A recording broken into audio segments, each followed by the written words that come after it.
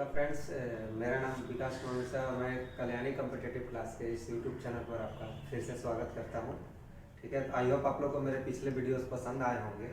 तो उसके पहले जब हम लोग इंडियन कॉन्स्टिट्यूशन का बात करते हैं तो सबसे पहले हम लोग क्या देखते हैं कि अनुसूचियाँ कितनी थी। शॉर्ट नोट जिसको हम लोग बोलते हैं उसको अनुसूची बोला जाता है। किसी भी सब्जेक्ट का शॉर्ट नोट्स जो होता है उसको ही हम लोग अनुसूची बोलते हैं। तो हम लोग पॉलिटी पढ़ रहे हैं तो पॉलिटी का शॉर्ट नोट्स क्या होगा, शेड्यूल होगा, यानी अनुसूचियाँ होगी। तो आइए पहले हम देखते हैं कि अनुसूचियों के बारे में क्या क्या अनुसूचियाँ थी, क्या क्या बातें उसमें कही गई हैं। और जब संविधान हमारा लागू हुआ था तो उस समय हमारे पास कितनी अनुसूचियाँ हुआ करती थी और अब कितनी अनुसूचियाँ हैं, कितने विषय दिए गए थे संघ राज्य क्षेत्र को, राज्य को, और समवर्ती सूची में कितने विषय दिए गए थे। ये सब जितना भी है ये सब लोग इस वीडियो में डिटेल से पढ़ते हैं। ठीक है, तो आइए लोग प्रारंभ में देखते हैं कि क्या होता है अनुसूची। तो आप लोग समझ गए कि क्या होता है कि संविधान का शॉर्ट नोट्स, यानी संविधान में जितनी भी बातें कही गई हैं वो उसका एक शॉर्ट नोट्स, उसी को हम लोग शेड्यूल बोलेंगे, यानी अनुसूची बोलेंगे। ठीक, तो देखिए जब हमारा 26 जनवरी 1950 को जब हमारा संविधान लागू हुआ था तो हमारे संविधान के प्रारंभ में हमारी शेड्यूल की संख्या कितनी थी, तो शेड्यूल कितनी थी, 8 थी। ठीक, लेकिन अब पूछेगा कि अब कितना है, तो अब कितना है हमारे पास, टोटल 12 शेड्यूल्स हैं। टोटल हमारे पास कितने शेड्यूल्स हैं, 12 शेड्यूल्स हैं। ठीक है, तो आइए हम लोग एक एक डिटेल्स करके देखते हैं कि पहली में क्या कहा गया, दूसरी शेड्यूल में क्या है, तीसरी में क्या है, ऐसे ऐसे हम लोग करके टोटल 12 शेड्यूल के बारे में हम लोग देखते हैं। ठीक, तो देखिए शेड्यूल ए यानी अनुसूची ए। अनुसूची एक में क्या कहता है कि भारत राज्यों का संघ है, अर्थात हम लोग क्या बोलेंगे कि भारत में जितने भी राज्य हैं, 28 राज्य और 8 यूटीज हैं, उन सबके बारे में विवरण दिया हुआ है। वो किस शेड्यूल में दिया हुआ है, तो शेड्यूल 1 में दिया हुआ है। ठीक, ये क्लियर होगा आप लोग का कि भारत राज्यों का संघ होगा, अनुसूची एक में कहा है। ठीक, फिर दूसरा में क्या कहा है, वेतन की बात कही गई है, यानी सैलरी की बात कही गई है, सैलरी। ठीक है, शेड्यूल 2 में क्या कहा गया है, सैलरी की बात। सैलरी मतलब आप लोग समझिएगा कि देखिए कैसे सैलरी की बात है। तो जितने भी हमारे राष्ट्रपति हुए, प्रधानमंत्री हुए, मुख्यमंत्री हुए, जितने भी गवर्नमेंट एम्प्लॉयज होते हैं, जितने भी गवर्नमेंट एम्प्लॉयज होते हैं उनकी सैलरी दी जाती है गवर्नमेंट के द्वारा। तो सैलरी की बात किसमें कही गई है, सैलरी की बात शेड्यूल 2 में कही गई है। ठीक, जैसे मान लीजिए कि बोल दिया आपसे कि राष्ट्रपति का सैलरी कितना है, ऐसे एग्जांपल मान लीजिए जो भी। ठीक, तो उनकी सैलरी कहाँ से दी जाती है, इनका से कहीं संविधान में वर्णन होना चाहिए ना।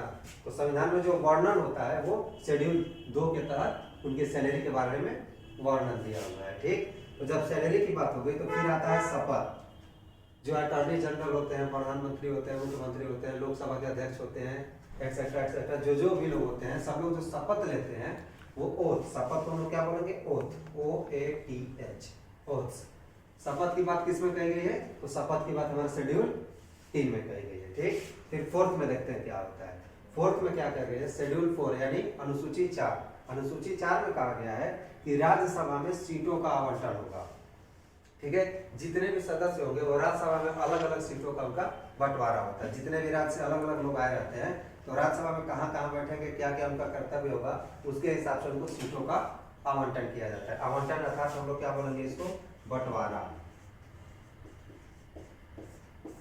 बंटवारा। ठीक है, 4 में क्या कही गई ये बात, तो 4 में कही गई है कि राज्यसभा में सीटों का बंटवारा होता है। ठीक, फिर 5वें में क्या कहा गया, देखिए 5 में क्या कहा गया है कि SC ST के लिए विशेष प्रावधान।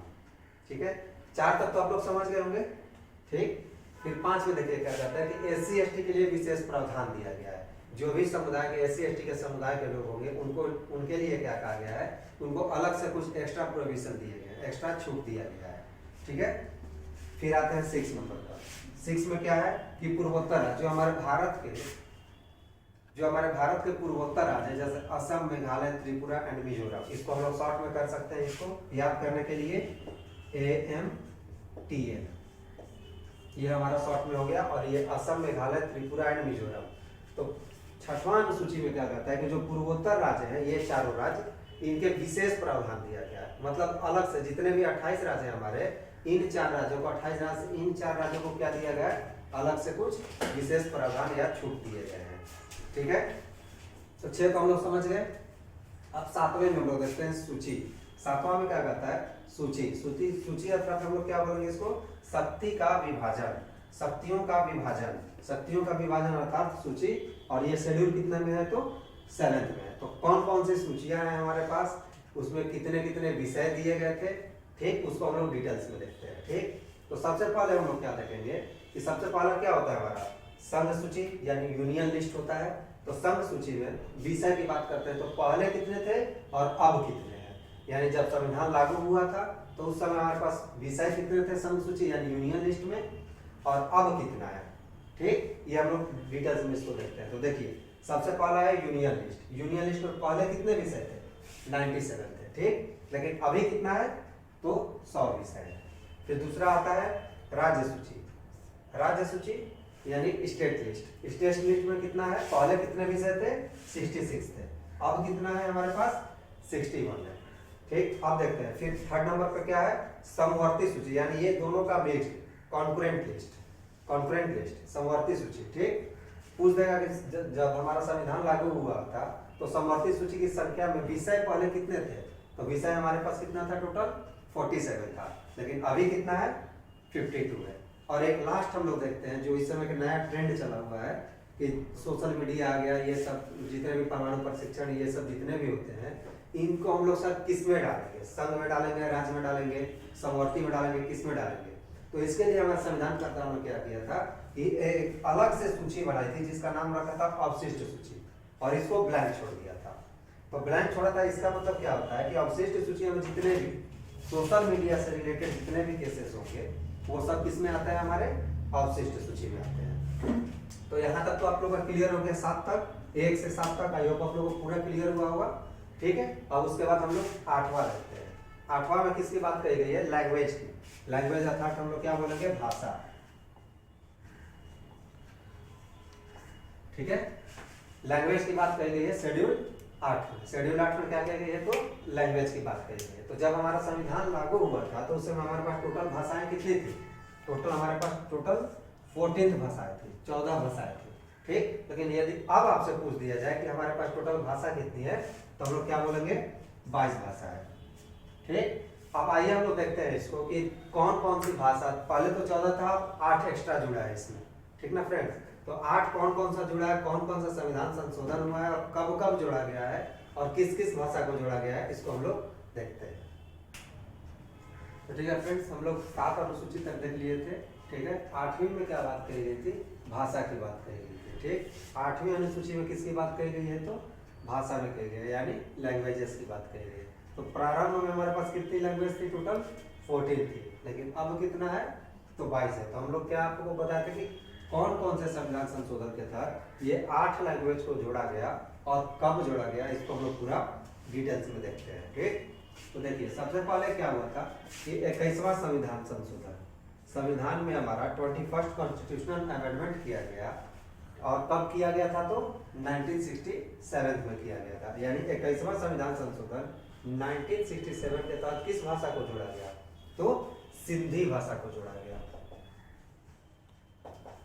ठीक है, सिंधी भाषा को कब जोड़ा गया था, तो 21वां संविधान संशोधन 1967 के तहत जोड़ा गया था। फिर कौन सा भाषा आएगा, तो दूसरे नंबर पर हम लोग देखते हैं 71वां संविधान संशोधन किया गया, यानी 71st कॉन्स्टिट्यूशनल अमेंडमेंट हुआ। और कब हुआ था, तो 1992 में हुआ गया।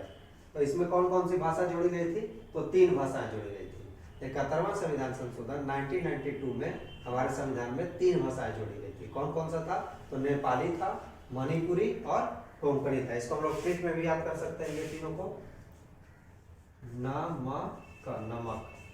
ठीक है, नमक एक ट्रिक हम आप लोग को दिए हैं, नमक। नमक से हम लोग क्या कर सकते हैं, न से नेपाली हो जाएगा, म से मणिपुरी एंड क से कोंकणी। यदि आपसे पूछ देगा कि ये तीनों भाषा कब जोड़ा गया था, तो 71वां संविधान संशोधन 1992 में, यानी 71st कॉन्स्टिट्यूशनल अमेंडमेंट 1992 के तहत ये 3 चीज को जोड़ा गया था। ठीक, तो हमारे पास टोटल कितने लैंग्वेज हो गए, 3 और 1 4 लैंग्वेज हो गए। तो 14 और 4 कितना हुआ, टोटल 18 लैंग्वेज। और 4 लैंग्वेज चाहिए, तो 4 लैंग्वेज के लिए हम लोग क्या किए थे कि एक और कॉन्स्टिट्यूशनल अमेंडमेंट हुआ।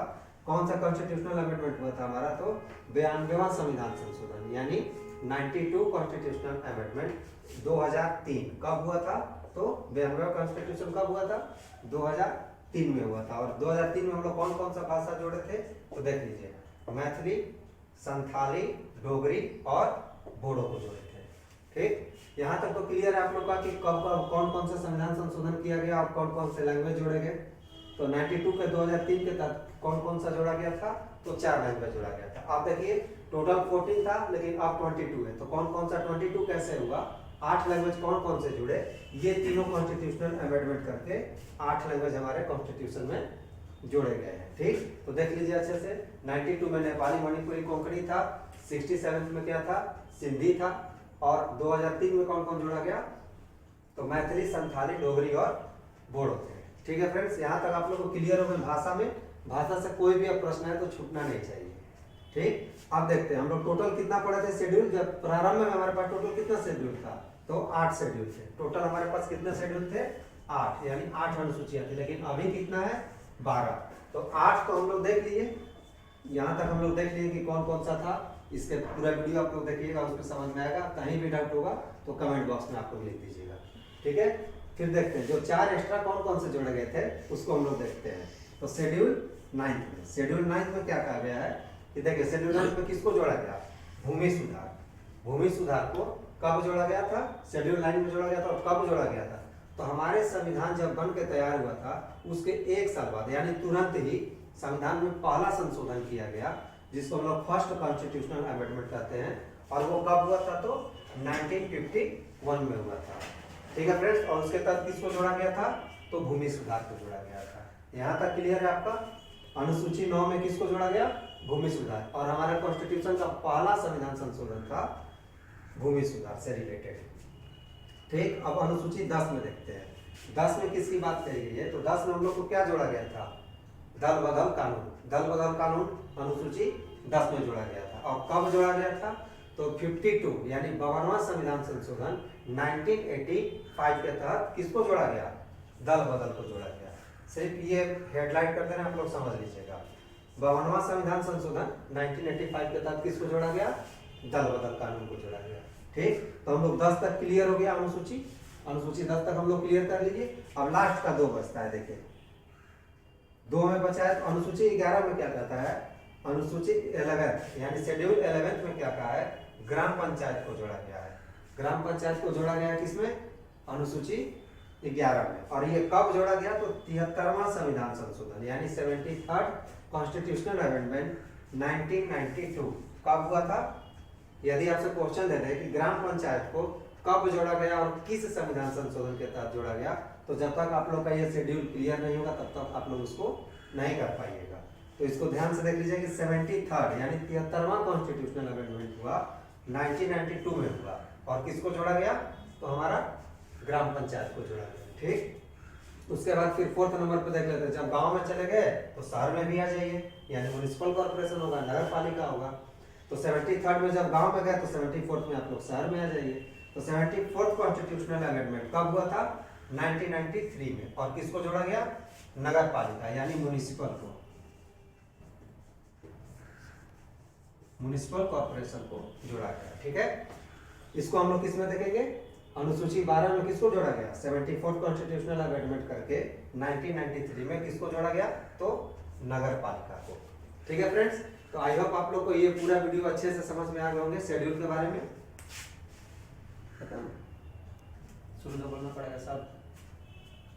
तो ठीक है फ्रेंड्स, हम लोग न्यू टॉपिक के बारे में आज पढ़ेंगे, जो हमारा कॉन्स्टिट्यूशन का सबसे इम्पोर्टेंट भाग होता है।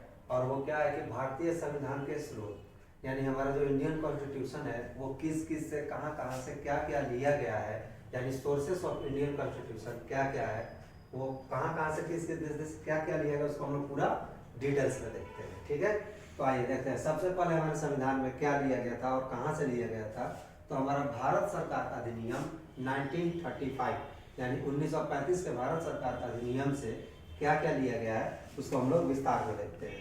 तो पहला हम लोग क्या है, भारत सरकार अधिनियम 1935 से। तो देखिए क्या क्या लिया गया है उससे, तो न्यायपालिका यानी जो भी हमारा न्यायपालिका जो 3 तरीके का है, तो जो भी न्यायपालिका की शक्ति होती है, जितने भी बातें कही गई हैं वो कहाँ से लिया गया है, तो भारत सरकार अधिनियम 1935 से लिया गया है। ठीक, फिर CAG यानी कैग का क्या क्या कार्य होगा, और वो आर्टिकल कितना है, कैग का आर्टिकल देख लीजिए आप लोग। तो कैग का आर्टिकल 148 है। तो कैग की व्यवस्था कहाँ से ली गई है, तो भारत सरकार अधिनियम 1935 से।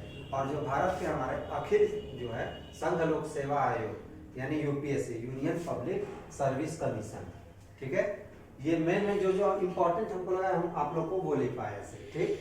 तो यूपीएससी कहाँ से लिया गया, तो भारत सरकार अधिनियम का ये वो हिस्सा है। तो यूपीएससी की कहाँ से ली गई है, तो भारत सरकार अधिनियम 1935 से है, ठीक। तो पहला तो आप लोग को समझ में आ गया भारत सरकार अधिनियम से क्या क्या लिया गया, और कुछ भी लिया गया है लेकिन जो जो इम्पोर्टेंट है वही सिर्फ आप लोग देखिए एग्जाम पॉइंट ऑफ व्यू से। दूसरा क्या आता है हमारा, ब्रिटेन, यानी ब्रिटेन। ब्रिटेन से देखिए क्या क्या लिया गया है।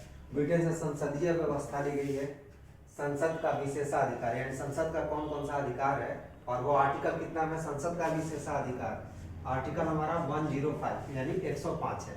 तो संसद का विशेषाधिकार, विधि का शासन, ठीक है, विधि का शासन, एकल नागरिकता और मंत्रिमंडलीय व्यवस्था, ठीक। ये 4 या 5 चीज जो जो इम्पोर्टेंट है वो हम आप लोग के सामने लिखे हैं, इसको आप लोग ध्यान से रखिएगा और देखिएगा। संसदीय व्यवस्था, संसद को विशेष अधिकार, आर्टिकल 105, विधि का शासन, एकल नागरिकता और मंत्रिमंडलीय व्यवस्था, ये कहां से लिया गया है हमारा, तो ब्रिटेन से लिया गया है, ठीक है।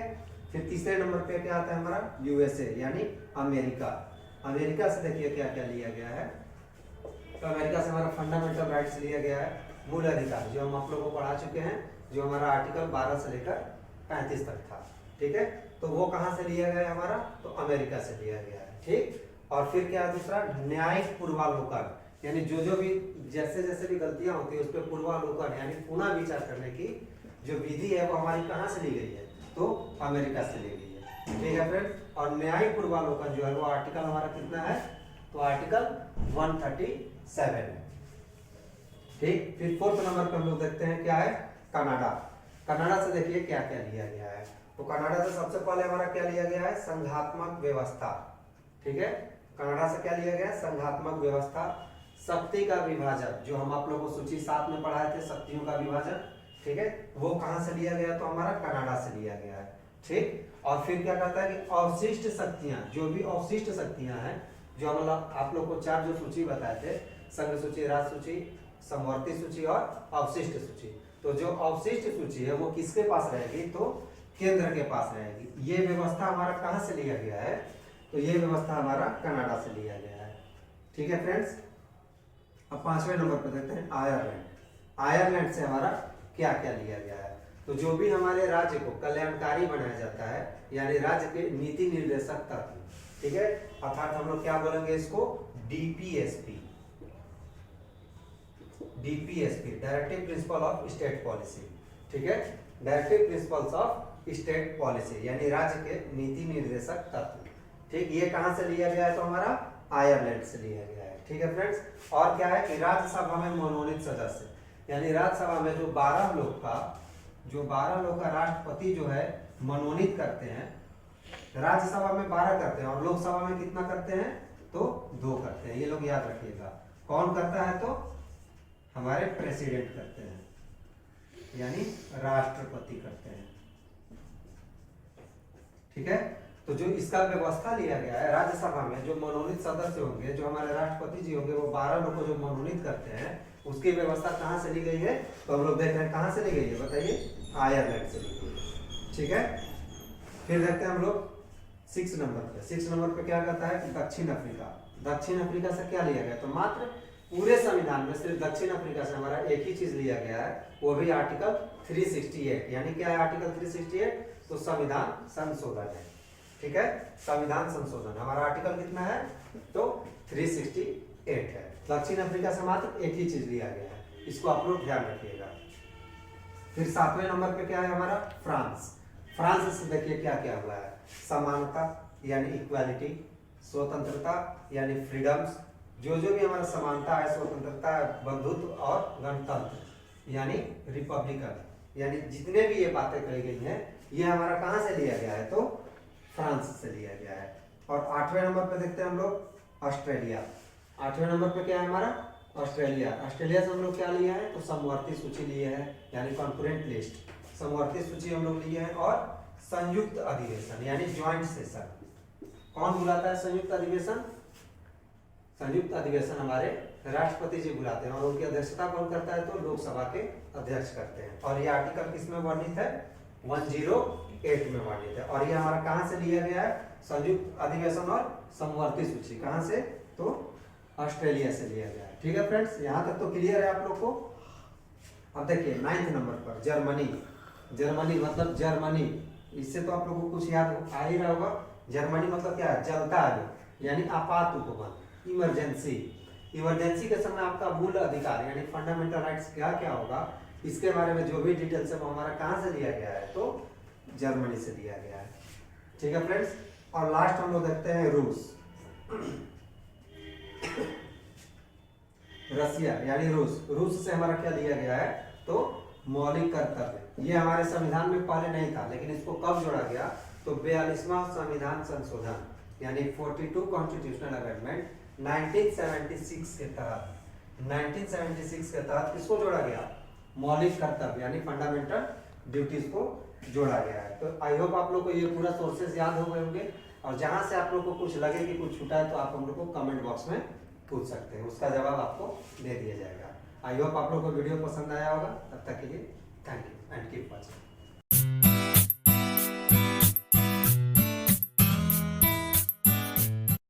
फ्रेंड्स, मैं विकास कुमार मिश्रा कल्याणी कॉम्पिटिटिव क्लासेस से इस YouTube चैनल पर आपका स्वागत करता हूं। और आइए आज हम लोग नए टॉपिक के बारे में पढ़ते हैं, जिसका नाम है मूल अधिकार या मौलिक अधिकार अर्थात फंडामेंटल राइट्स। ठीक है, इसको हम लोग सबसे पहले देखते हैं कि ये कहाँ से लिया गया है। ये हम लोग का USA से लिया गया है, अमेरिका से लिया गया है फंडामेंटल राइट्स। ठीक, तो आइए देखते हैं क्या है कि भाग 3 में क्या तो भाग 3 में हमारा वर्णित क्या है? मूल अधिकार यानी फंडामेंटल राइट्स। और अनुच्छेद पूछे तो अनुच्छेद कहाँ से कहाँ तक है? तो आर्टिकल 12 से लेकर 35 के बीच में क्या है, क्या संबंधित है? मूल अधिकार। ठीक, तो आइए देखते हैं। जब हमारा संविधान लागू हुआ था तो प्रारंभ में हमारे पास कितने मूल अधिकार थे? 7 थे। प्रारंभ में हमारे पास कितने मूल अधिकार थे? 7। लेकिन अब कितने हैं? 6।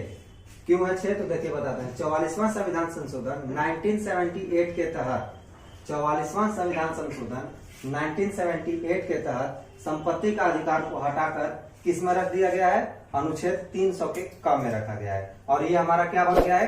कानूनी अधिकार बन चुका है। ठीक, फिर देखते हैं इसमें कौन कौन सा संपत्ति का अधिकार को हटा दिया गया। तो 300 के क में डाल दिया गया, तो बाकी जो 6 बचे हैं उसको हम लोग देखते हैं किसमें वर्णित है। तो पहला क्या होता है हमारा?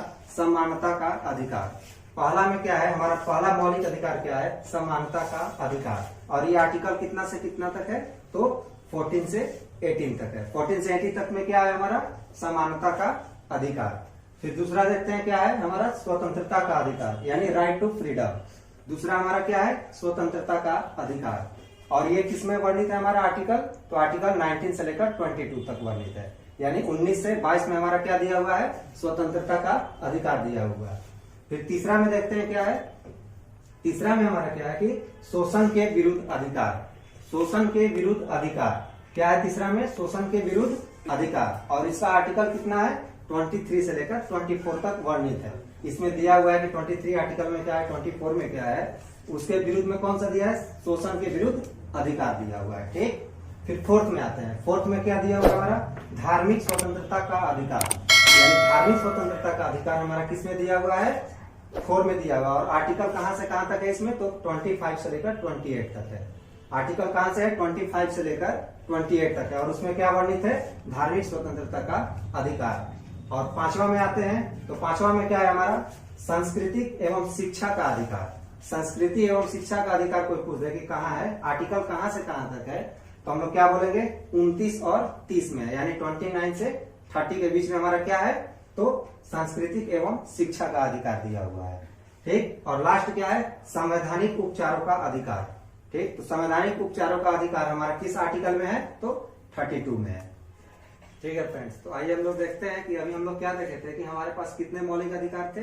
6 थे। ठीक, तो पहला हम लोग 6 तो हम लोग देख लिए कि कौन कौन सा मौलिक अधिकार है। तो उसको हम लोग एक एक करके डिस्क्राइब करके देखते हैं कि उसमें क्या क्या दिया हुआ है। तो सबसे पहले हम लोग क्या देखते हैं? पहला में क्या है कि समानता या समता का अधिकार। बताए थे कि समानता या समता का अधिकार आर्टिकल कहां से कहां तक था? तो 14 से 18 तक था। ठीक, तो आइए आर्टिकल में देखते हैं इसमें क्या क्या दिया हुआ है। तो आर्टिकल 14 में क्या दिया हुआ है कि विधि के समक्ष समानता होगा, यानी जो जो भी विधि होगा उसके समक्ष हम लोग को क्या होगी, समानता होगी। ठीक, फिर दूसरा में देखते हैं क्या है, अनुच्छेद 15 में क्या दिया हुआ है कि धर्म, जाति, लिंग या जन्म स्थान के आधार पर किसी को भी भेदभाव नहीं करना है। यानी कि कहीं भी आप जाते हैं तो किस धर्म के हैं, किस जाति के हैं, कहाँ पर आप जन्म लिए हैं, उसके आधार पर हम लोग भेदभाव नहीं करेंगे। वो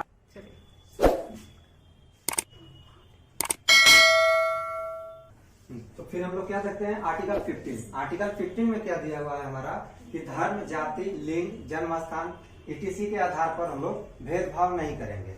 मतलब आर्टिकल 15 में क्या दिया है कि किसी भी व्यक्ति का जन्म कहाँ हुआ है, किस जाति का है, किस धर्म से रिलेटेड है, उसके आधार पर हम लोग उसके साथ भेदभाव नहीं करेंगे। भेदभाव नहीं करेंगे। पता नहीं इसमें हो रहा है कि नहीं हो रहा है, वो तो हम लोग को नहीं पता। जो संविधान में दिया है वो हम आप लोग को बता रहे हैं। फिर देखिए 16 में क्या बोला है, आर्टिकल 16। आर्टिकल 16 में दिया हुआ है कि लोक नियोजन की अवसर पे समानता। लोक नियोजन मीन्स क्या होता है कि जैसे भी यूपीएससी, सिविल सर्विसेज जितने भी होते हैं, जितने भी आईएएस, आईपीएस बनते हैं, उनमें क्या होता है कि लोक नियोजन के अवसर की समानता होती है। सबको एक साथ समान मौका दिया जाता है कि आप इसमें पार्टिसिपेट कर सकते हैं। ठीक, फिर देखते हैं आर्टिकल 17। आर्टिकल 17 में क्या दिया हुआ है कि अस्पृश्यता का अंत, अर्थात क्या इसको बोलेंगे, छुआछूत का अंत। छुआछूत का अंत पूछ देगा आपसे कि किसमें दिया हुआ है, तो हम लोग क्या बोलेंगे कि आर्टिकल 17 में है। और ये किसके अंतर्गत आता है, तो समानता या समता के अधिकार के अंतर्गत आता है। ठीक, फिर लास्ट वन देखते हैं हम लोग क्या है कि आर्टिकल 18 में क्या कहा गया है कि उपाधियों का अंत होगा। उपाधियों का अंत होगा किसमें कहा गया है, आर्टिकल 18 में कहा गया है। तो ठीक फ्रेंड्स, हम लोग आगे क्या देखते हैं कि मूल अधिकार में हमारे पास कितना था, टोटल 6 था। एक आप लोगों के सामने मैंने क्या किया, डिस्क्राइब कर दिया। ठीक, फिर दूसरा में देखते हैं क्या है कि दूसरा में हमारा कहा गया है कि स्वतंत्रता का अधिकार। स्वतंत्रता का अधिकार, ठीक, हमारा कौन सा है, मौलिक अधिकार। दूसरा में दिया हुआ है कि स्वतंत्रता का अधिकार यानी right to freedom. Right to freedom ये आर्टिकल हमारा कहां से कहां तक है, तो 19 से 22 तक है, यानी 19 से 22 तक है। हमारा क्या है, 19 से 22 तक राइट टू फ्रीडम यानी स्वतंत्रता की आजादी। ठीक, तो देखते हैं हम लोग आर्टिकल 19 में। आर्टिकल 19 में क्या दिया गया है कि अभिव्यक्ति की आजादी, अर्थात हम लोग को क्या बोल सकते हैं कि अभिव्यक्ति की आजादी। बाकी आर्टिकल हम लोग को देखने के लिए इसको पहले समझते हैं कि क्या होता है अभिव्यक्ति की आजादी। ठीक, तो सबसे पहला कंडीशन में 5 कंडीशंस होते हैं। तो पहला कंडीशन में क्या बोला गया है कि बोलने की स्वतंत्रता। हम क्या कर सकते हैं कि कहीं भी एक जगह खड़ा होकर हमको बोलने की स्वतंत्रता है। ठीक, फिर ए में क्या दिया हुआ है हमारा, बोलने की स्वतंत्रता, अर्थात हम लोग क्या बोलेंगे कि हम लोग कहीं भी एकत्रित होकर वहां पर बोलने की हम लोग को स्वतंत्रता मिली हुई है। ठीक, दूसरा में क्या कहा गया है कि शांतिपूर्ण रूप से एकत्रित होने की स्वतंत्रता है। हम लोग क्या कर सकते हैं, किसी के विरुद्ध भी अपना अधिकार नहीं मिल रहा हम लोग को, तो उसको हम लोग को अधिकार पाने के लिए क्या कर सकते हैं कि शांतिपूर्ण एक जगह खड़े होकर एकत्रित होने की हम लोगों को क्या मिली हुई है, स्वतंत्रता मिली हुई है। हम लोग को क्या मिली हुई है, एकत्रित होने की और एक जगह शांतिपूर्ण बिना हथियार के एकत्रित होने की स्वतंत्रता मिली हुई है। ठीक है, फिर तीसरा में क्या करता है, यानी ऑप्शन नंबर सी में क्या बोलता है कि सभा या समूह बनाने की स्वतंत्रता। सभा या समूह बनाने की स्वतंत्रता दिया हुआ है। तो इसमें हम लोग क्या कर सकते हैं कि कहीं भी खड़ा होकर कुछ लोग को लेकर बिना हथियार के हम लोग सभा या समूह बना सकते हैं। ठीक, वो किसमें बात कही गई है कि राइट टू फ्रीडम में कहा गया है। ठीक, फिर देखते हैं फोर्थ में क्या कहा गया है कि यदि हम लोग समूह बना लेते हैं तो हम लोग को क्या है कि भारत के 28 राज्य और 8 यूटी में कहीं भी आवागमन करने की अनुमति है। हम लोग क्या देखे हैं इसमें, फोर्थ नंबर में क्या दिया हुआ है कि भारत के किसी भी राज्य या केंद्र शासित प्रदेश में घूमने की आजादी है हमको। हम लोग कहीं भी जाके घूम सकते हैं, इसके लिए हमको कोई बातें नहीं कर सकता है। ठीक, फिर 5वें में देखते हैं क्या दिया हुआ है कि भारत के किसी भी स्थान पर निवास करने की स्वतंत्रता है। यानी हम मान लीजिए कि हम बिहार के हैं और चाहेंगे कि दिल्ली में जाके बस जाए, तो हमको बसने की पूरी आजादी दी हुई है। और ये किस आर्टिकल में दिया हुआ है, तो आर्टिकल नंबर 19 का 5वें नंबर पर दिया हुआ है। और किस क्षेत्र के अंतर्गत आएगा, तो स्वतंत्रता का अधिकार में आया हुआ है। स्वतंत्रता का अधिकार में 5वें नंबर पर क्या दिया हुआ है कि भारत के किसी भी राज्य या केंद्र शासित प्रदेश में हमें रहने की पूरी आजादी है। ठीक है, फिर लास्ट देखते हैं क्या है, एफ में क्या दिया हुआ है कि भारत के किसी भी राज्य में जाकर हम लोग अपनी आजीविका कर सकते हैं, यानी रोजगार कर सकते हैं। इसके लिए हमको कोई बाधा नहीं कर सकता। ठीक है फ्रेंड्स, तो यहाँ तक हम लोग को समझ में आ गया। ठीक, तो फिर आगे का क्लास हम लोग नेक्स्ट में देखेंगे कि फिर क्या क्या हुआ है। तब तक के लिए थैंक यू।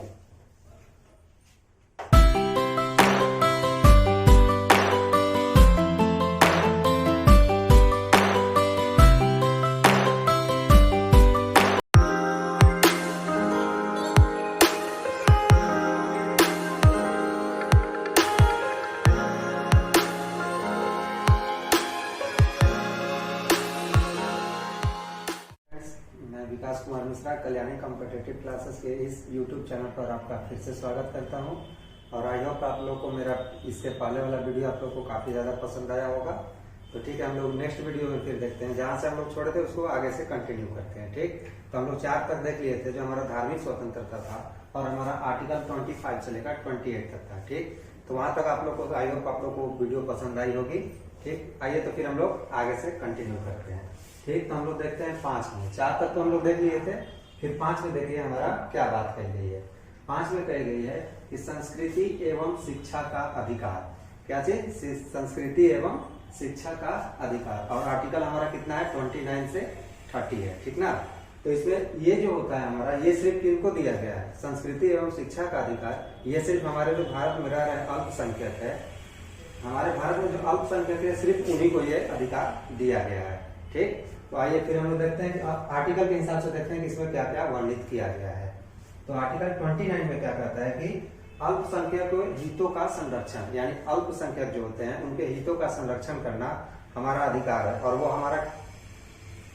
तो फिर हम लोग देखते हैं आर्टिकल 29। आर्टिकल 29 में क्या कहा है कि अल्पसंख्यकों के हितों का संरक्षण, अर्थात हम लोग क्या बोलेंगे कि आर्टिकल 29 में जो दिया हुआ है अल्पसंख्यक के बारे में, उनके हितों का संरक्षण करना हमारा मौलिक अधिकार है। और ये हमारा किस आर्टिकल में दिया हुआ है? तो आर्टिकल 29 में दिया हुआ है। ठीक, फिर आर्टिकल 30 में देखिए क्या कह रहा है। तो आर्टिकल 30 में कहा है कि अल्पसंख्यकों के शिक्षा संबंधी प्रावधान का संरक्षण, यानी अल्पसंख्यक जो है अपनी संस्कृति बचाने के लिए एक साइड से अपना स्कूल भी खोल सकते हैं, उसमें अपनी संस्कृति को बचाने के लिए, अपनी संस्कृति को बचाने के लिए वो क्या करेंगे? अपनी संस्कृति के बारे में पढ़ाएंगे, जो जो तरीके जो करना वो अपना कर सकते हैं, उसके लिए हमको कोई भी बात नहीं कर सकता है। ठीक, और ये देखिए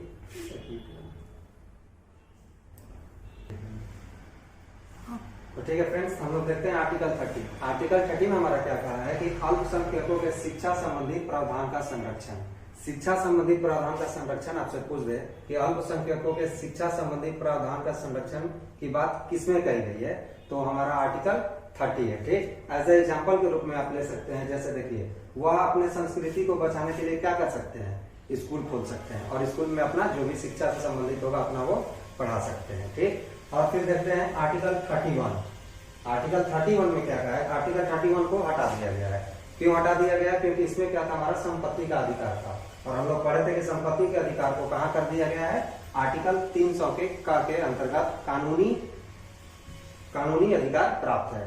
कानूनी अधिकार किसको प्राप्त है? तो संपत्ति का अधिकार को हमारा कानूनी अधिकार प्राप्त है। और ये आर्टिकल कितना से हटा दिया गया था? तो आर्टिकल 31 से हटाकर आर्टिकल 300 के कम में डाल दिया गया था।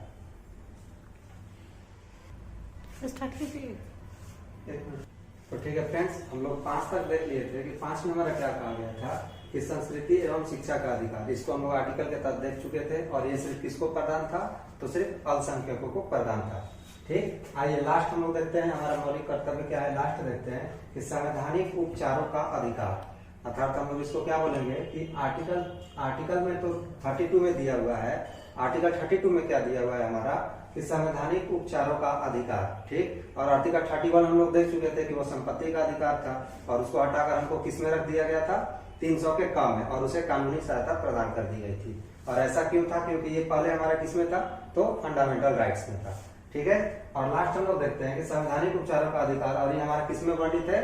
तो आर्टिकल 32 में है। इसके तहत देखिए हमको क्या होता है कि यदि हमारे मौलिक अधिकार का हनन होता है, यदि हमारे मौलिक अधिकार का हनन होता है और कोई भी सरकार हमारा मौलिक अधिकार छीनने का कोशिश करता है, तो हम क्या कर सकते हैं? इसके तहत सुप्रीम कोर्ट या हाई कोर्ट में जाकर अपील कर सकते हैं। अर्थात हम लोग क्या कर सकते हैं? इसमें अपील कर सकते हैं। क्यों कर सकते हैं? क्योंकि फंडामेंटल राइट्स का संरक्षण हमारा मौलिक कर्तव्य है।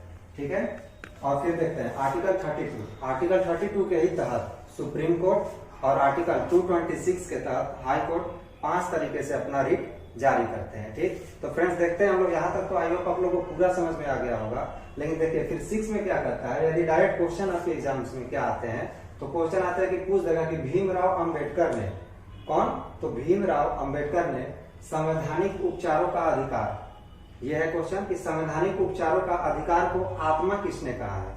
संवैधानिक, बार बार हम संवैधानिक उपचारों का अधिकार को आत्मा क्यों करें, इस पर गौर कीजिएगा आप लोग। ठीक है, कि संवैधानिक उपचारों का अधिकार को भीमराव अंबेडकर ने क्या कहा है, आत्मा कहा है। ठीक, और ऐसे क्वेश्चन में यदि ये संवैधानिक उपचारों का अधिकार ना दे और डायरेक्ट पूछ दे आपसे कि सिर्फ आत्मा किसे कहा गया है, तो हमको प्रस्तावना को कहा गया है। ठीक है, तो आई होप आप लोग को ये पूरा वीडियो समझ में आया होगा। ठीक है, मिलते हैं फिर नेक्स्ट वीडियो में, तब तक के लिए।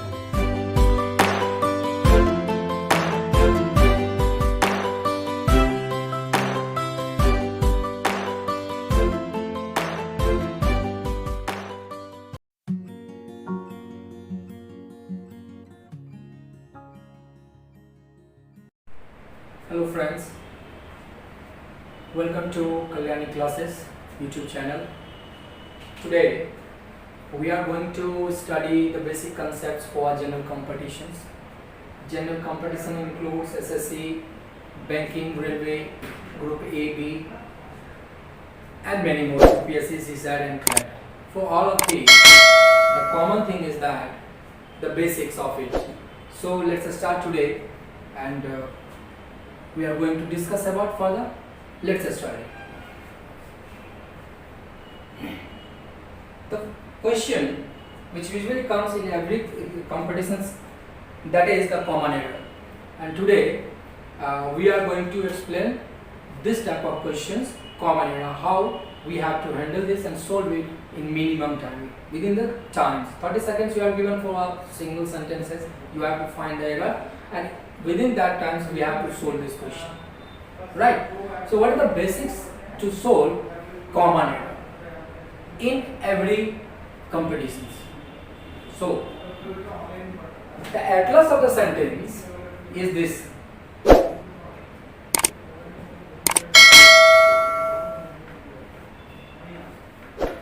subject, verb and object. This is the basics of sentence. Now we have to find out where the grammatical word, I mean to say that the parts of a speech,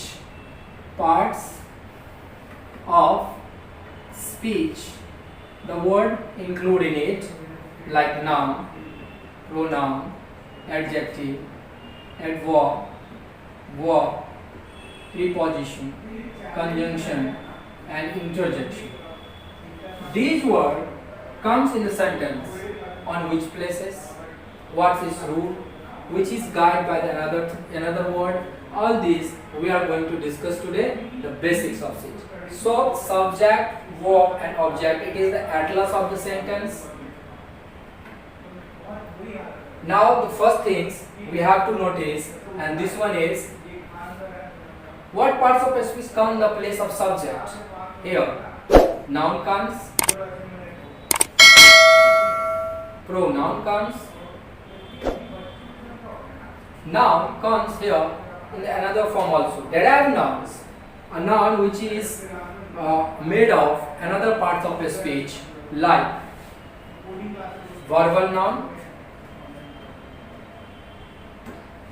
Verbal noun means verb having ing without auxiliaries. There is a difference. V4 form of verb and auxiliaries plus V4 form of verb. What is the difference between the both words? This may be an adjective, a noun, but it must be a finite verb. So this is the difference. If there is no auxiliaries before the ing form of verb, it means it functions differently, not the verb. It look like but work like different, like noun, adjective, simply. So on the place of subject, verb ing, verbal noun, verbal Now all these words come. Similarly, on the place of object, we have to put all these parts of a speech in this sentence. So here we have already put it, and now the comes means object. What comes? It also include noun, pronoun, verbal noun, all these things, and other one. Objective also says that OW. It means other one. Other word. Now, on the place of verb, only finite verb comes. Here there is a possibility that finite verb, another only auxiliaries,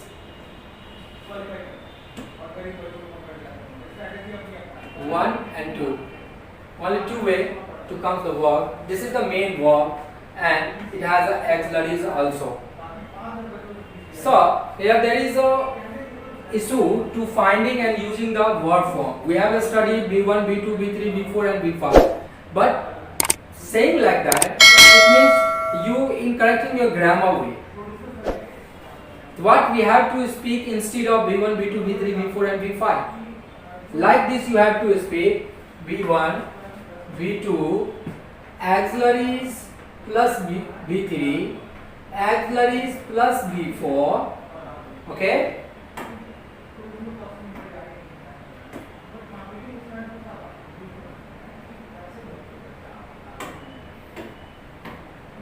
Auxiliaries plus B3, auxiliaries plus B4 and B5. There is a big mistake which is spoken and teaching in our society traditionally overall, but in competition, if you view that getting a job, you have to differentiate all these things. This is the particular way to saying that B1, B2, auxiliaries plus B3, auxiliaries plus B4 and B5. So here, main verb, it means finite verb. Finite verb. Main verb means finite verb, and that is the finite and auxiliaries. There is two types of sentences which comes like this. Just I am going to slide it. Here, verb. The two way to put here. First, find. It means subject plus auxiliaries or without auxiliaries. The first way, subject, auxiliaries plus main verb and then object. By this way, all the narration, voice and tenses can be included. Another thing, that is the grammatical structure. In grammatical structure, subject plus auxiliaries plus noun, post, adjective and object. This is the another structure. So here auxiliaries works as a main verb, and after that noun, post, adjective, all these words comes. So on the place of subject, here you notice this. On the place of subject, noun, pronoun, verbal noun, all this comes. On the place of object, you know that what comes. And verb, on the place of verb, then finite verb, verb form, and only auxiliaries. These are sentences here. I explain it further here. Now, after this, now we have to know subject, verb, object. Here, how many parts of the speech comes? We know that. Now here, in the place, we know that. Verb, we know that. After this, there is a parts of a speech. Noun, pronoun, adjective. Noun, pronoun, we know that. Verb, we placed it. Adverb, preposition, conjunction. All these remaining words, we are going to put it in this sentence. Keep watching. Yes. And if you have a doubt, then inbox me right now. Here, subject. Now we know that these words come in the place of subject, and we also know that where the adjective comes. it always comes just before a noun or for a noun anywhere in the sentence. So just before, it means adjective can be placed here. Since on the place of object noun comes, that is why before object adjective can placed here. Now you know the adjective. Now come to the adverb. Adverb, where it comes? Adverb comes on the place of before a verb here. It can be placed, and similarly lots of way to putting it. In another video, will we continue all this concept for basic general comprehension. Thank you.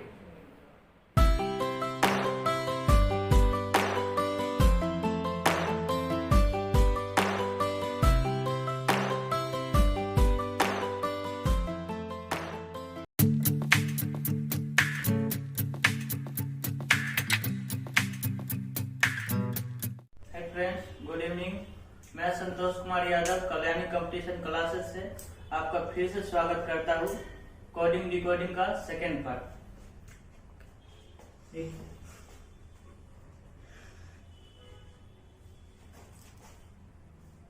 Coding decoding का second part जो है, जो आपको एक दूसरे के विपरीत, किसका ए का विपरीत क्या होता है, बी का विपरीत क्या होता है, सी का विपरीत क्या होता है, ये सब आप लोग के बताने जा रहे हैं। देख लीजिए बाबू, जैसे A to Z,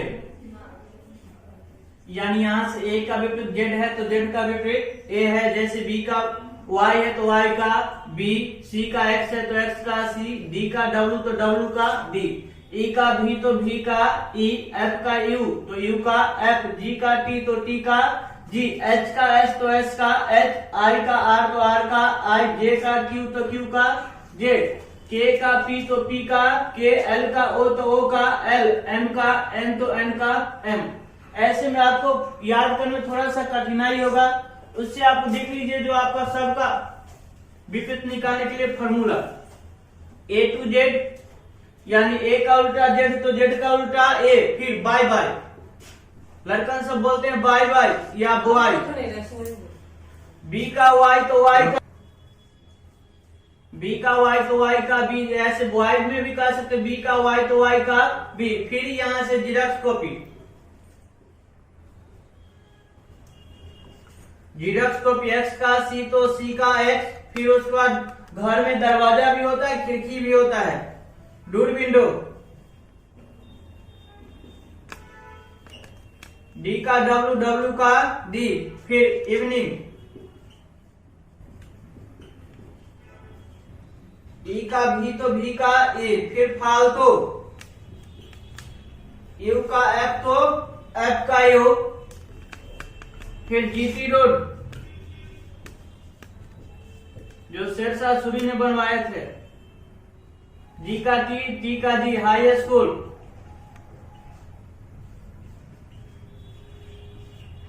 H का S तो S का H।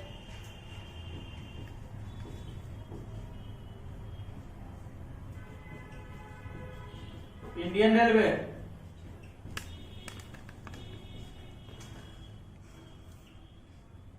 Joker queen.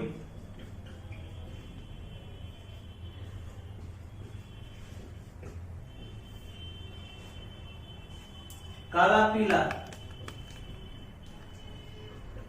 या किरण प्रकाशन, कचौड़ी पकौड़ी, कुछ भी कह सकते हैं। लव, यहां से दो दो निकलेगा, L का O और O का L, V का E तो E का V, फिर मैन, M का N तो N का M, नहीं तो मून कह दीजिए, M का N, N का N। ये सब आपका अपोजिट साइड, यानी एक दूसरे का अपोजिट। जैसे A to Z, A का उल्टा Z तो Z का उल्टा A, बाय बाय।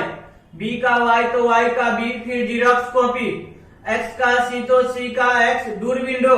D का W तो W का D, फिर इवनिंग। E का V तो V का E, फालतू। F का U तो U का F, GT रोड तो G का T तो T का G, हाई स्कूल। H का S तो S का H, इंडियन रेलवे। I का R तो R का I, जोकर क्वीन। J का Q तो Q का J, काला पीला तो K का P तो P का K, लव। L का O तो O का L, या V का E तो E का V, यहाँ से मैन, M का N तो N का M, या मून का ये M का N तो N का M। ये सब आपका अपोजिट है, एक दूसरे का अपोजिट। लोग एक दूसरे के विपरीत बता दिए। इस पे देखिए क्वेश्चन कैसे आता है। देखिए जैसे बाबू क्वेश्चन इस पे कैसे का लिखा रहेगा, किसी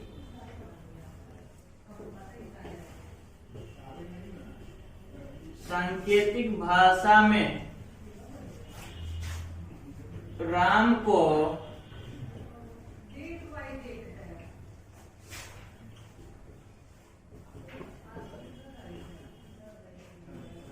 तो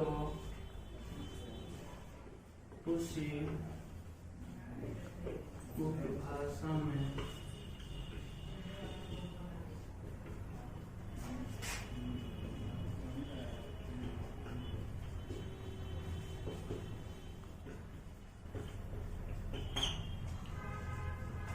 देखिए बाबू जैसे लिखा रहेगा क्वेश्चन में, किसी सांकेतिक भाषा में राम को IZN लिखा गया है तो उसी कुट भाषा में पेन को क्या लिखा जाएगा। कभी लिखा ऊपर में रहेगा किसी कुट भाषा में राम को IZN लिखा गया हो तो उसी कुट भाषा में पेन को क्या लिखा जाएगा। तो बाबू यहाँ से देखिए राम कितने लेटर है, 3 लेटर, यहाँ भी IZN भी 3 लेटर है। तो यहाँ R का क्या दिया है, R का I यानी Indian railway, A to Z यानी A का Z दिया है, M का N दिया। जैसे बाबू यहाँ M का N है, N का भी M, वैसे बाबू पेन का निकला यानी सबका अपोजिट यहाँ दिया हुआ, वैसे हम पेन का अपोजिट निकालेंगे। देख लीजिए PEN। तो यहाँ से आपको बताया थे काला पीला यानी P का K होगा तो K का P, तो यहाँ P दिया तो P का अपोजिट होगा K। E का इवनिंग में आपको E का V तो V का E। N का बाबू यहाँ से मैन, मैन लिखा है तो M का N तो N का M, तो यहाँ N लिखा है तो क्या होगा M। ये आपका अपोजिट दिया हुआ, सबका अपोजिट निकाल सकते हैं। फिर दूसरा नेक्स्ट क्वेश्चन देखिए बाबू,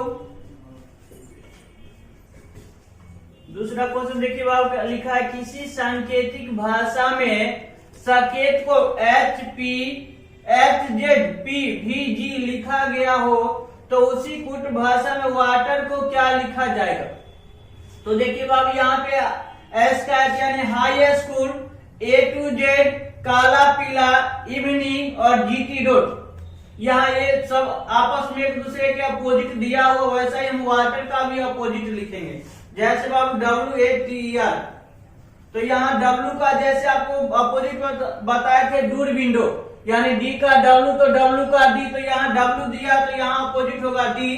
A दिया हो A to Z, A दिया हो तो यहाँ पे Z, T दिया हुआ तो GT रोड, तो T दिया तो यहाँ पे क्या होगा G, GT road evening. E का भी R, R का क्या होगा I होगा इंडियन रेलवे।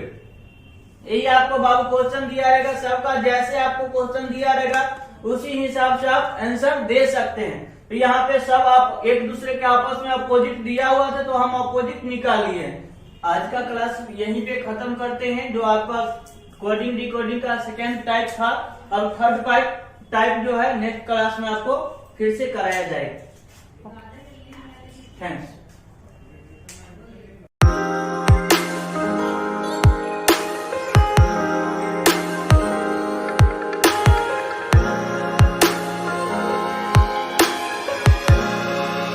मैं संतोष कुमार यादव कल्याणी क्लासेस से कोडिंग डिकोडिंग का चैप्टर पढ़ाने जा रहा हूँ।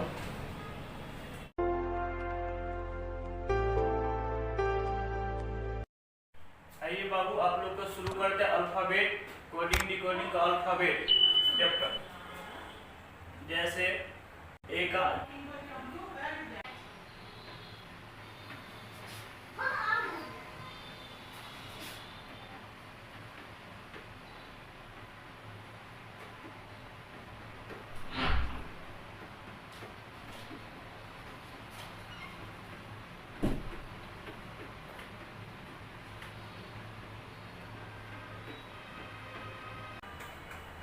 आप लोग प्लेस वैल्यू देख लीजिए, सबका प्लेस वैल्यू लिख दिए हैं।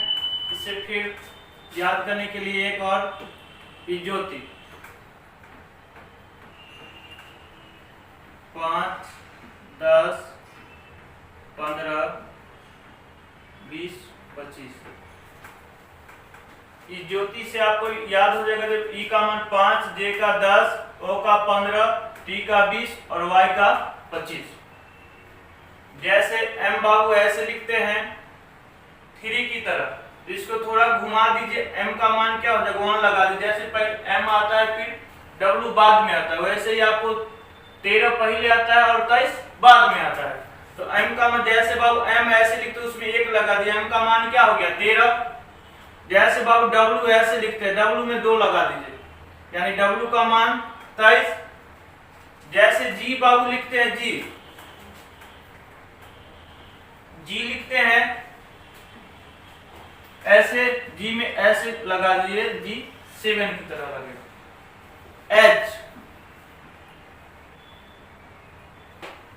एच दोनों मुंह को सटा दीजिए 8। जैसे यहाँ पे बाबू देखिए एच का मान दोनों मुंह सट जाएगा तो एच 8 आई ऐसे लिखते बाबू, इसमें ऐसे घुमा दिए आई 9 की तरफ। के 2 पैर है इधर उधर, जैसे 11 ऐसे लिखते हैं, दोनों सटा दिए तो यानी 11। के का मान 11। T20 मैच खेलते हैं, T20 मैच 20 ओवर का होता है। ऐसे टी का मान कितना है 20।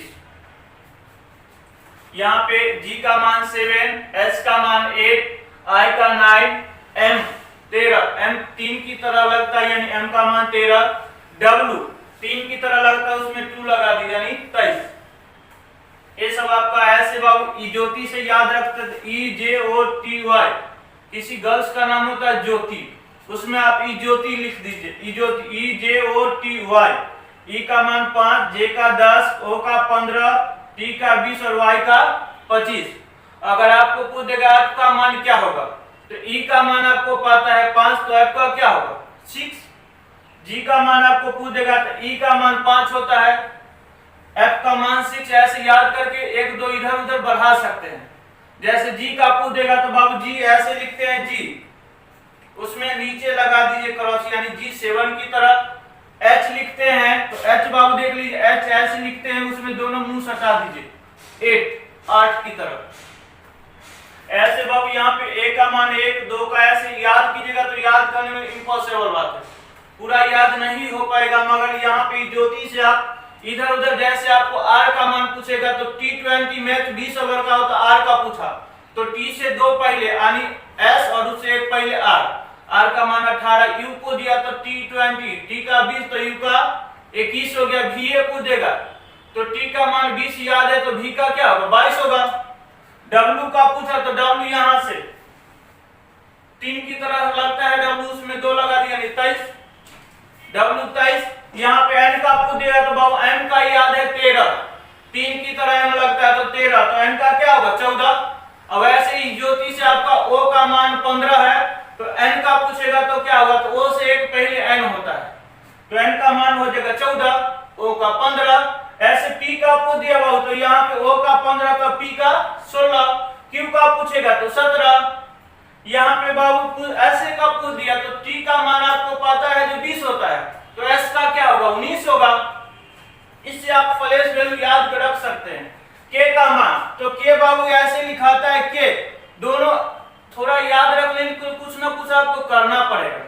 के जैसे लिखते हैं दोनों पैर ऐसे ऐसे, दोनों इधर उधर आता तो के ऐसे याद रख ली, दोनों से 11। एल याद हो गया बाबू, एम का 13 है तो एल का 12 हो जाएगा। या जे का मान 10 है तो एल का क्या होगा, तो जे के एल 2 आगे होता है तो जे का 10 है तो एल का 12 हो जाएगा। इससे आप प्लेस वैल्यू आने तो ऐसे 1-2 बार पढ़िएगा तभी आपको याद होगा। ए का 1, बी का 2, सी का 3, डी का 4, ई का 5, एफ का 6, जी का 7, एच का 8, आई का 9, जे का 10, के का 11, एल का 12 और एम का 13, N 14, O 15, P 16, Q 17, R 18, S 19, T 20, U 21, V 22, W 23, x 24, Y 25 और जेड 26। यानी 26 लेटर होते हैं जिसमें आपको वॉवेल पूछेगा वॉवेल कितने होते हैं, तो वॉवेल 5 होते हैं। कंसोनेंट 21 होते हैं। तो अब यहां से तो आप लोग की याद हो गया होगा ई ज्योति, ई का मान 10, ये रख ही लीजिए आप लोग। ई का मान 5, जे का 10, ओ का 15, टी का 20 और वाई का 25, ये आपको 100% रख लीजिए ई ज्योति। ऐसे तो आप लोग के नाम याद होता है ज्योति, गर्ल्स का नाम होता है, उसे ई ज्योति याद ही रख लीजिए। जो ई जे ओ टी वाई, ई का 5, जे का 10, ओ का 15, टी का 20 और वाई का 25।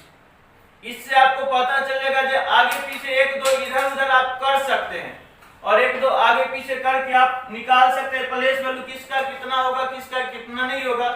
किसी भी ओ जैसे बाबू आर का पू दिया तो टी का मान 20 है तो आर का क्या होगा 18। यहाँ से बाबू के का पू दिया तो ई ज्योति से जे का 10 है तो के का 11 हो जाएगा। इसी तरह प्लेस वैल्यू निकाल सकते हैं, किसी भी क्वेश्चन पे आप प्लेस